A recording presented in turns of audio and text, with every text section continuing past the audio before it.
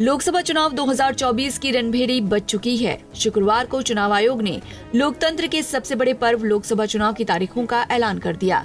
पूरे देश में 7 चरणों में चुनाव संपन्न कराए जाएंगे, जबकि उत्तराखंड में पहले ही फेज में 19 अप्रैल को मतदान होंगे, जिसे देखते हुए प्रशासन अलर्ट मोड पर आ गया है। शुक्रवार को हरिद्वार जिला निर्वाचन अधिकारी द्वारा तमाम विभागों के अधिकारियों के साथ चुनाव को लेकर महत्वपूर्ण बैठक की गई। इस दौरान उन्होंने अधिकारियों को चुनाव को सकुशल संपन्न कराने के सख्त दिशा निर्देश दिए। उत्तराखंड में पहले फेज में लोकसभा चुनाव होने हैं, जिसका नोटिफिकेशन 20 मार्च को जारी होगा, जबकि 27 मार्च नॉमिनेशन करने की आखिरी डेट होगी। वहीं 28 मार्च को नाम वापस लेने के बाद ही चुनाव की प्रक्रिया शुरू होगी। 14 विधानसभाओं वाली हरिद्वार लोकसभा सीट में लगभग 20 लाख के करीब वोटर हैं, जबकि अकेले हरिद्वार जिले में 14,53,000 मतदाता अपने मत का प्रयोग करके प्रत्याशियों के भाग्य तय करेंगे। इसके लिए हरिद्वार में 1,714 पोलिंग बूथ बनाए गए हैं। साथ ही जिले में 161 सेक्टर मजिस्ट्रेट भी बनाए गए हैं, जिसमें 33 जोनल मजिस्ट्रेट तैनात किए जाएंगे। तो 14 विधानसभाएं हमारे जिसमें आती हैं, लगभग 20 लाख के करीब वोटर्स इसमें प्रतिभाग करेंगे। और हमारे जनपद में 1714 पोलिंग बूथ में लगभग 14,53,000 के करीब वोटर्स हैं। उसके लिए हम लोगों ने 161 के करीब सेक्टर मजिस्ट्रेट हमने तैनात किए हैं और 33 हमारे जोनल मजिस्ट्रेट हमारे तैनात हैं। और क्रिटिकल बूथों की संख्या लगभग 322 के करीब है। उस हिसाब से हम लोगों ने तैयारी करी है और चैलेंज ज़रूर होगा, लेकिन उसको हम सही ढंग से उस पर कार्रवाई भी हम लोग करेंगे, क्योंकि वहीं देश भर के साथ साथ हरिद्वार जिले में आचार संहिता लागू होने पर शहर भर में लगे अलग अलग राजनीतिक पार्टियों के बैनर पोस्टर हटाए गए।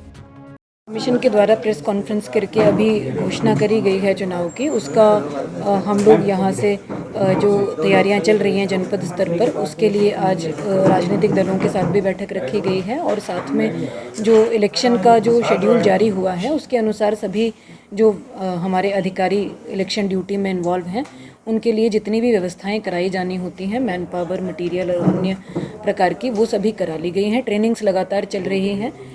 जो पोलिंग पार्टीज़ हैं, उनका गठन प्रथम रैंडमाइजेशन के बाद जो संख्या फ्रीज करी जानी होती है, जिन लोगों की ड्यूटी लगेगी इसमें, वो कर ली गई है। इसके बाद जो अन्य प्रक्रिया हैं पोलिंग पार्टी के गठन की और उसकी, वो जो समय पर जैसे जैसे उनका समय आता है रैंडमाइजेशन करके करी जाएंगी। साथ में जो मतदेय स्थल हैं, उनको भी पोलिंग बूथ को सभी को तैयार कर लिया गया है। जो अश्योर्ड मिनिमम फैसिलिटीज हैं वो प्रोवाइड कराई जाएंगी। वहीं बात अगर नैनीताल जिले की करें तो यहाँ भी जिला निर्वाचन अधिकारी ने आदर्श आचार संहिता के संबंध में राजनीतिक दलों के साथ बैठक की। जिला निर्वाचन अधिकारी ने सभी राजनीतिक दलों से आचार संहिता के अनुपालन के साथ साथ चुनाव प्रक्रिया को सकुशल संपन्न कराने के लिए सहयोग की अपील की। उसी के साथ साथ आदर्श आचार संहिता पूरे जनपद में और पूरे देश में प्रभावी हो गई है। जो इन्फोर्समेंट के लिए हमारे पास टीमें बनाई गई हैं, हमारी FST, SST, VST और जितनी हमारी अन्य टीमें रहती हैं, वो सभी को पूरी तरह से ट्रेनिंग किया गया है और सभी लोग पूरी तरह से तैयार हैं। धारा 144 के आदेश हम लोग निर्गत कर चुके हैं और उसका अनुपालन अब हमारे पास टीमों के द्वारा माध्यम से कराया जाएगा। साथ ही हमारी जो अनाउंसमेंट के साथ साथ 24 घंटे, 48 घंटे और 72 घंटे की गाइडलाइंस होती हैं, जिनके अनुसार जो हमारी पब्लिक प्रॉपर्टी डिफेसमेंट के अंतर्गत या जो बैनर पोस्टर पॉलिटिकल पार्टी के लगाए जाते हैं, उनको उतारा जाता है। उसमें भी ये भी हमारी आज से ही टीमें प्रभावी रूप से कार्यवाही करना प्रारंभ कर देंगी। साथ ही हमारे जनपद में लगभग 920 पोलिंग स्टेशन है और समय समय पर हमारी पूरी कार्रवाई चलती रहेगी।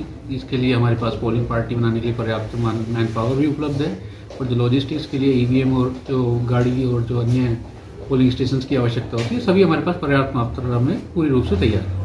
वहीं अल्मोड़ा में भी जिला निर्वाचन अधिकारी ने लोकसभा चुनाव की तारीखों के ऐलान के बाद प्रेस वार्ता की, जिसमें उन्होंने कहा कि जनपद के सभी बूथों के लिए पोलिंग पार्टियों की सुरक्षा बलों को तैनात किया जाएगा, जिसके लिए सभी तैयारियां पूरी कर ली गई हैं। लोकसभा चुनाव 2024 का बिगुल बजते ही सभी राजनीतिक पार्टियों के साथ साथ सभी निर्वाचन अधिकारी भी सतर्क हो गए हैं। पंजाब केसरी टीवी के लिए हरिद्वार से राजकुमार पाल, हल्द्वानी से तारा जोशी और अल्मोड़ा से निर्मल उप्रेती की रिपोर्ट।